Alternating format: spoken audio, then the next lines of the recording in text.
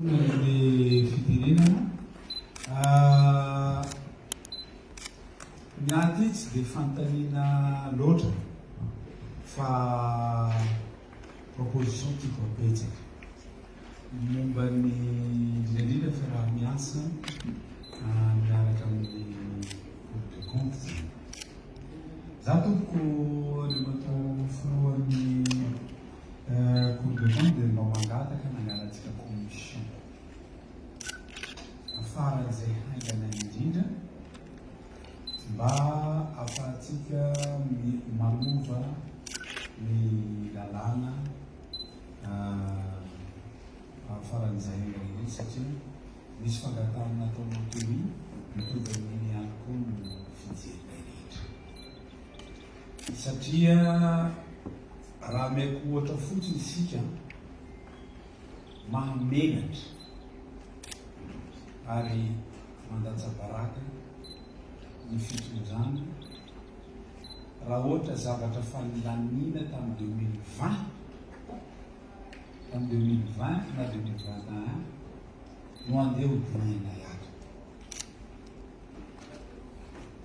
Dia raha ny lalàna misy roa taona ho zizana teo amiko tsy tokony ho roa taona zay.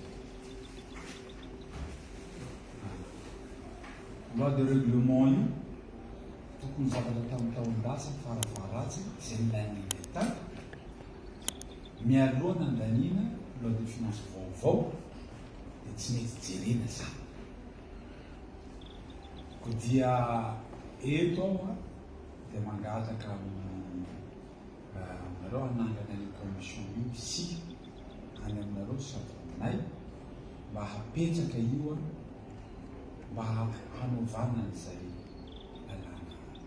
izay zay. Raha izay momba n'ity resaka 4 milliards latsaka kely io dia izy io angatahana fiaraha-miasa satria misy fitoriana tonga ato aminay, misy vondron'olona maromaro mitory, tsy mitory anay, le mitory ny sotro azy sy mihinana azy. Ka izahay koa dia mangataka fiaraha-miasa satria dalam-panorenana izany angatahana fiaraha-miasa manokana mba ahafahantsika manokatra enquête parlementaire momba an'io. Efa maromaro nataona tato izay angatahana fiaraha-miasa aminareo avy Cour des comptes satria nareo no mahavoafehy an'ireo zavatra izay ilain'ny vahoaka valina, satria anisan'ny fahatokisany vahoaka malagasy rehefa mahafantatra ny zavatra misy indrindra resaka fitantanana, resaka volam-panjakana sy fandaniana volam-panjakana ary ny orinasa-panjakana. Hoy izy anao teo iny hoe sambana voaniditra lapa nefa voasoratra ao amin'ny lalam-panorenana izy. Izay tokony no fanovana, fanavaozana izay hoentina amin'ny vahoaka malagasy. Ka apetrakitsika izay fiaraha-miasa zay arindratsika tsara mba ahafahana mitondra fanazavana bebe kokoa amin'ny vahoaka malagasy satria izahay reto dia mitovy ny fomba fijerena. Ny patronay reto dia ny vahoaka malagasy ka tsy maintsy hitondra an'izay tatitra izay amin'ny vahoaka malagasy izahay. Rehefa teo gouvernoran'ny banque centrale raha ny famelabelarana izay nataonao teo manatsara kokoa ny fomba fampiasam-vola eto Madagasikara na resaka chèque izay teneninao teo na resaka fitsamam-bola iny moa iny efa natao ny resaka chèque teo izy. Raha aminay ato, raha ny fanelinay dia tokony laninay amin'ny fivoriana ara-potoana ty. Fa io mbola teneny eto izahay tsy manenjika ny exécutif.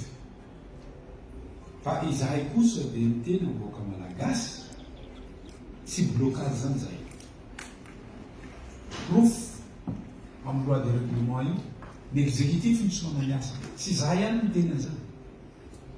Tsy izahay. Fa miteny an'izany koa nakorotiko. Ka tsy haiko izahay fifahany amin'ny gouvernement izay lalàna izay dia raha maheno zao teny zao ny exécutif rehetra, ny prime ministre irinay re tokony mandany an'izay faran'izay satria fantatray manatsara kokoa resaka économie eto Madagasikara izay zavatra izay satria araka ny teny teo iny ny olona misasatra miasa mafy ny banky no mahazo tombo. Volanao iny lasa tsy volanao nefa mbola tazominy raha araka ny fahazavana 3 andro sa 4 andro izy teo iny. 3 andro lasa vola ndraiky vola iny nefany mbola akany intérêt indray. Zany zavatra zany tompoko ny tombontsoa vaoaka malagasy, tombontsoa ny mpanjara rehetra zany lalàna zany. Ka manao antso aho eto satria fifa vitanareo le izy ho an'ny exécutif mba tena olanina amin'ity fivoriana ara-potoana ty izany lalàna zany. Ka saotra betaka dia matofilona me fitenenana apetrako aminao ny fitaritana satria izahay io voantso ary amin'ny ambassade british ary miverina rehefa eo satria fantatro BDB ny fantarina apetrako amin'ny sombavam-bahoaka dia fona aminareo sombavam-bahoaka izay nanome fitenenana azy satria zany ametsaka discipline tako nefa zany ndray koa no nanao droit de veto teo dia ifinana re tompoko amin'izay zavatra sambotain'Andriamanitra isika rehetra. Miaraba mpanajanatsika rehetra manatrika eto ary tsisy anavahana. Ho an'ny Cour des comptes, fantaniana voalohany amin'ny masolom-bavaboaka ny Vatomandry dia mamela kosinareo mba ho ataoko amin'ny teny frantsay satria misy compte administratif qui ont été jugés avec réserve par la Cour des comptes il y a quelque temps à Vatomandry de azonareo mena AIV mena manokana zany ny motif sy ny compte rendu mahakasika an'izay azafady. Ny amin'ny banque centrale kosa nanatota vola isika tamin'ny taona 2024 ka hatramin'ny 2024 azafady dia nitotongana tanteraka ny ariary ka teo amin'ny 500 ny lasa niakatra 20% ny inflation. Mitovy amin'ny fampidirana rano zany io anatina jus de fruit rehefa ataonao be loatra le rano dia ny matsatso le jus de fruit na izy lasa tsisy tsirony intsony ka rehefa be loatra zany le vola gasy dia tsy maintsy ho tsisy tsirony ho lasa hitarika inflation tsy nanao no atoman'izany ka moa fe tsy mbola marofo loatra ny économie malagasy raha jerena ny famokarana vary zay tsy misy fiovana ny sinisisa rehetra tsy mitomba amin'ny alafo ka mampikaikaika ny vahoaka malagasy. Hitako izany amin'ny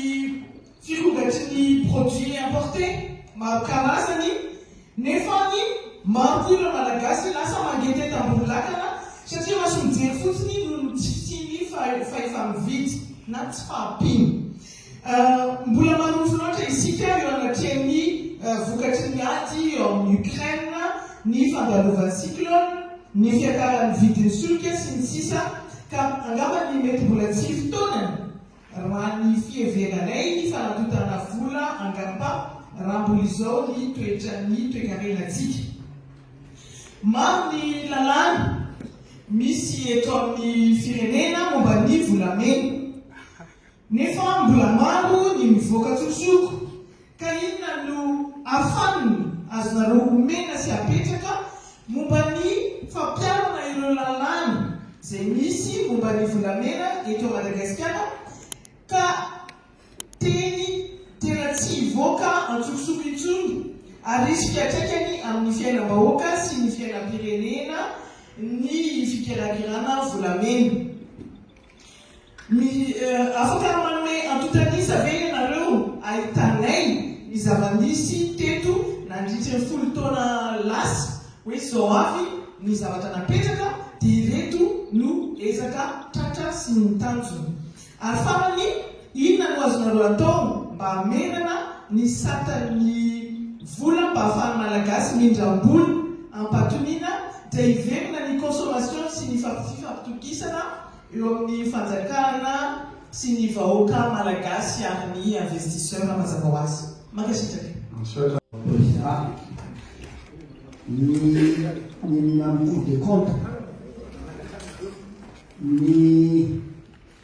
tsy dia fanontaniana fa mety atao hoe fisaorana na hivadika impiry eto asika